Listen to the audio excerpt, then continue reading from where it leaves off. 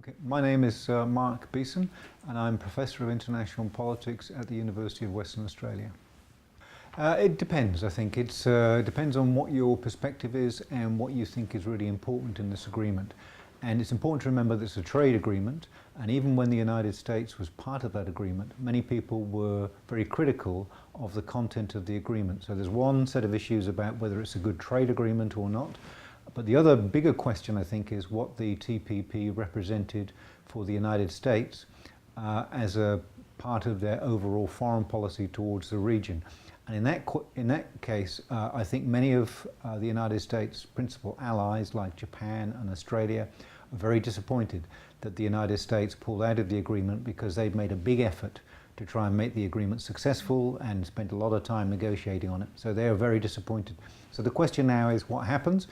And I think my feeling is that for political reasons, it would be a good idea if the other states in the agreement carried on, because it would demonstrate that they're capable of arriving at an agreement together that could be useful for them. But the alternative is a set of regional trade agreements that will likely be dominated by China. And for a number of the countries in the region, that's not necessarily something they're going to be happy about or feel that that's a good result. So I think, yes, they should probably carry on, but not necessarily because of the detail of the trade agreement itself. Okay. It very much depends on what you mean by globalization, regionalization, and liberalism. These are all very big ideas, and I think sometimes people don't try to unpack them and try to make sense of what those ideas actually mean. So they mean different things to different people. And you can make an argument for saying that all of these things have either been good or all of these things have been either bad. And people do make the same arguments about the same things. So it really depends on who's making the argument and what point they're trying to make. But I think there's unambiguous evidence that globalization, if you mean extra trade, extra economic integration, has been a good thing, if only because it's helped to raise living standards around the world, but it's also been a force for stability and peace, particularly in places like Europe, where it's been associated with not just rising living standards, but also greater stability and helping to pacify a very difficult and dangerous region historically. So I think for all those reasons, it's been, generally speaking, a good thing. That's regionalization and globalization. However, the other thing I think to think about is who is us? When we talk about has it been good for us, we need to think about who we mean. And for some people, global elites, business people, people in China who've got new jobs and rising living standards, for many, many people around the world, it has been a good thing. But for quite a lot of people around the world, it hasn't. And people in North America, they've lost their jobs and they see their jobs going offshore to China. That's part of globalization too. So it's not possible to say it's either been unambiguously good or unambiguously bad. It's been both of those things for different people in different parts of the world. And that's why it's so difficult to have a clear set of arguments about the benefits or the disadvantages of something as complicated as globalization or regionalization for that matter. It's a very difficult and complicated question as well. But I think one thing to recognize is that individual states always pursue what they think is in their national interest. So nothing has changed in that regard. So the fact that Donald Trump has come to power saying America first, he's just articulating and giving expression to that kind of idea in a different way, perhaps, than we've been used to seeing in many ways. So, but Barack Obama was also interested in putting American interests first and doing what he thought was in America's national interest. So all governments at all times have done those kinds of things. I think the difficulty or the difference now is that somebody like Trump is making this the major centerpiece of his policies.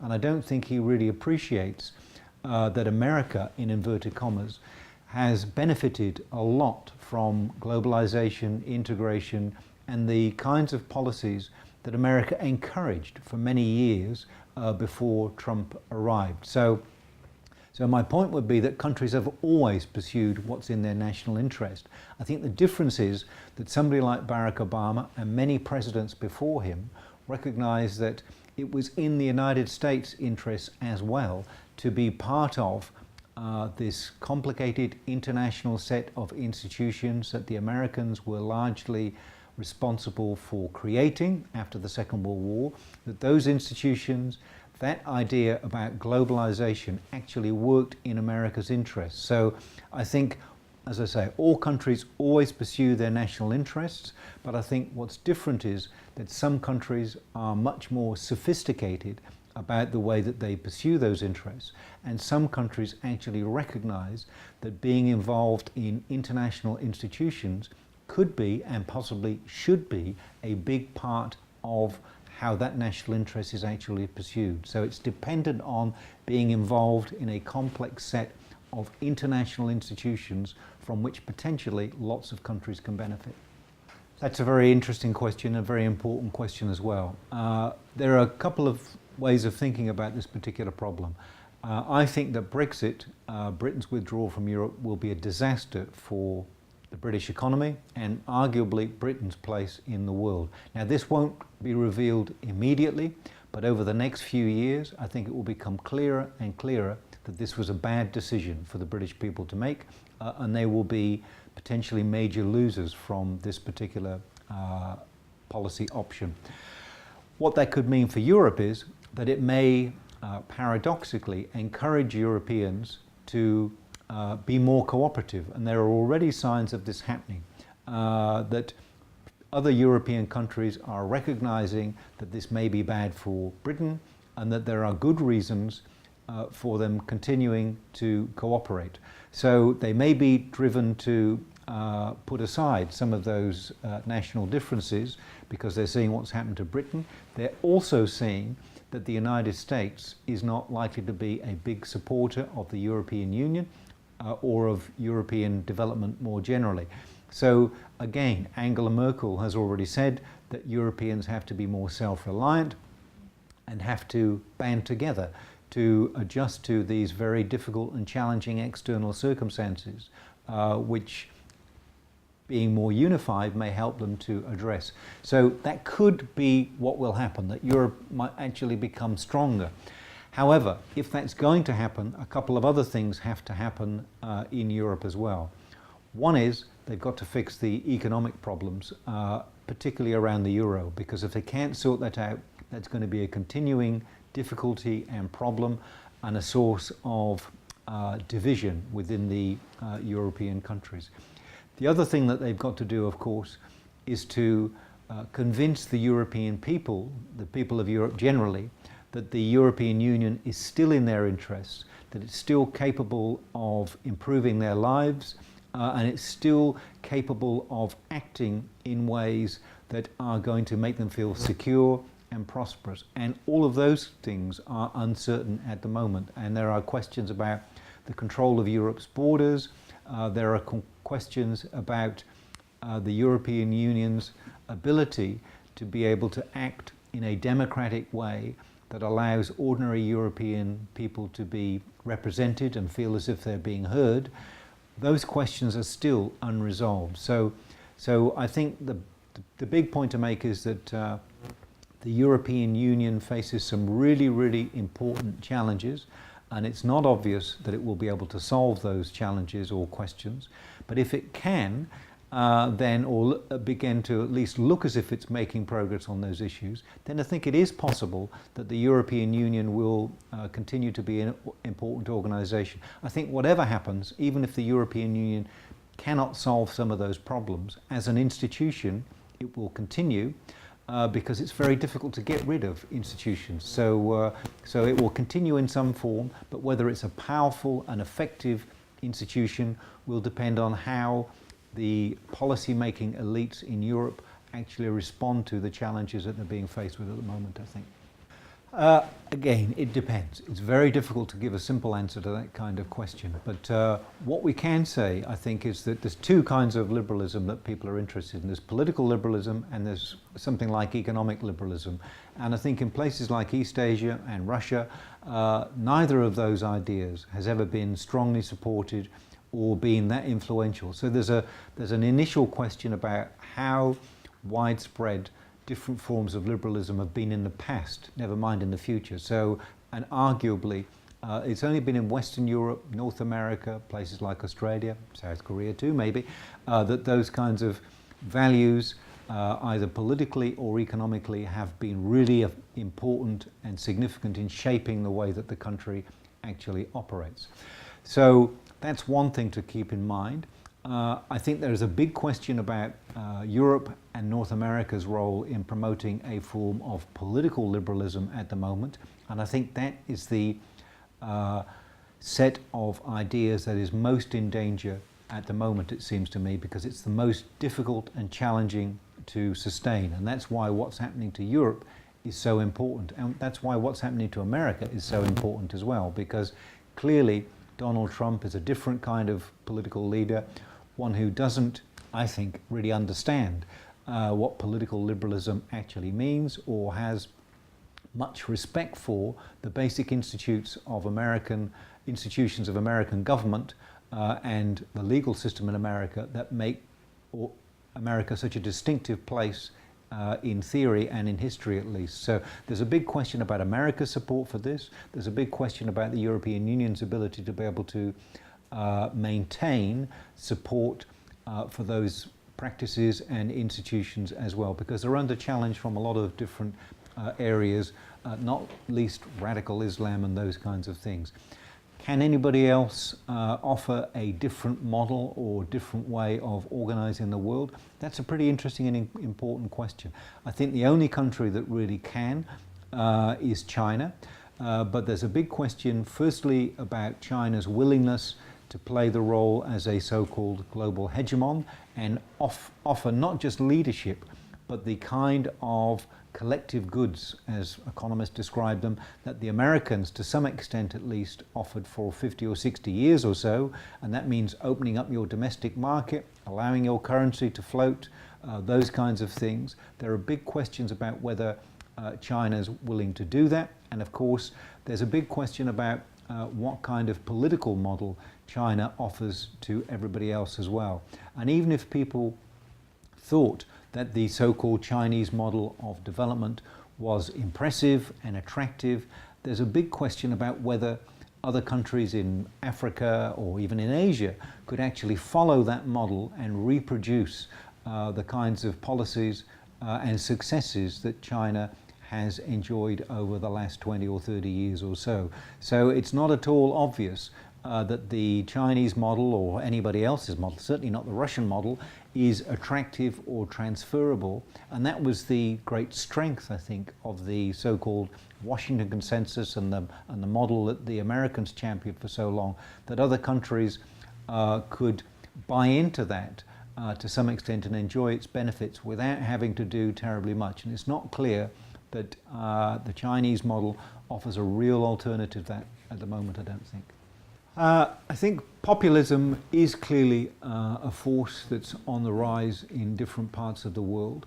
One thing to remember about the United States, because I think my feeling is that the United States is not just the most important country in the world economically and strategically, but it still occupies an important symbolic place in the world as well. And people, rightly or wrongly, still look to the United States for leadership and as an example of how you can organize political practice in a country. And historically, as I was saying before, there are some important checks and balances in the American system which have placed an important constraint on any political leader in the United States, whether they're enthusiastic Democrats or, like Donald Trump, something of a populist. So I think the impact of populism will depend on the country that we're talking about to some extent.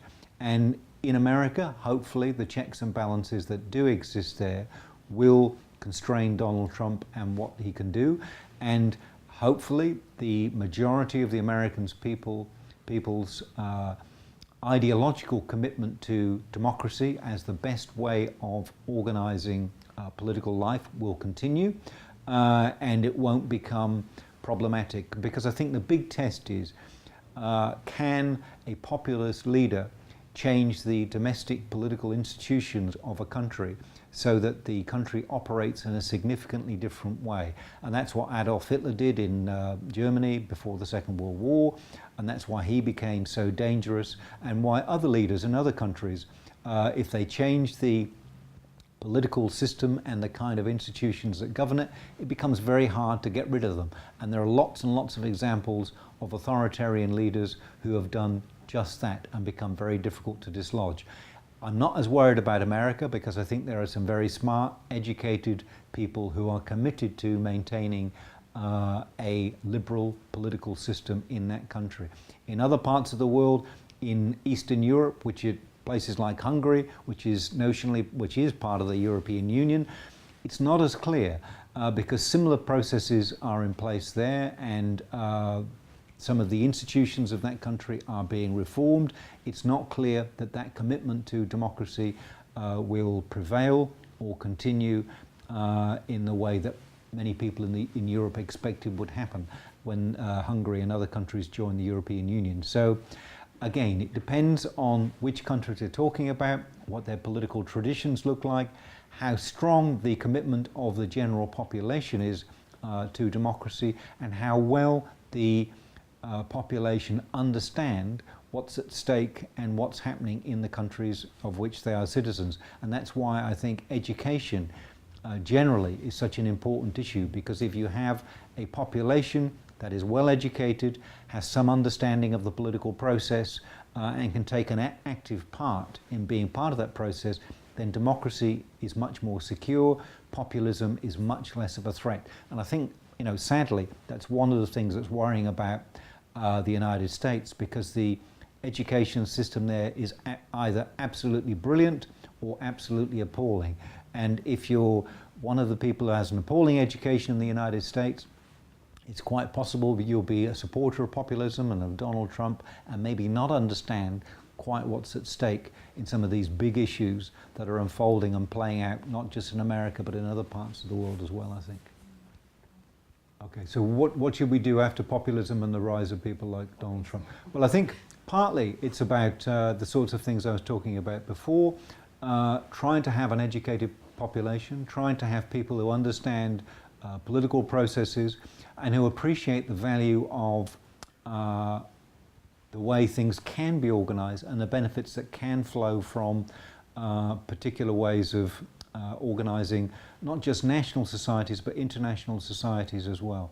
And this is why I'm personally a very big admirer of the European Union, although that's quite unfashionable now. But I think maybe partly it's a generational problem that the first people who established the European Union after the Second World War recognized that they were involved in something really important, not just for changing the economic status of the European Union and rebuilding that part of the world, but also in creating a system of relationships between countries that would actually make war and conflict more unlikely. And let's not forget that Europe was one of the most violent, disordered places in the entire world for hundreds, if not thousands of years. And yet for the last 50 or 60 years or so, the European continent, the Western European at least, has been peaceful, stable, and prosperous. The danger is, I think, that people don't recognize or remember how that process was achieved,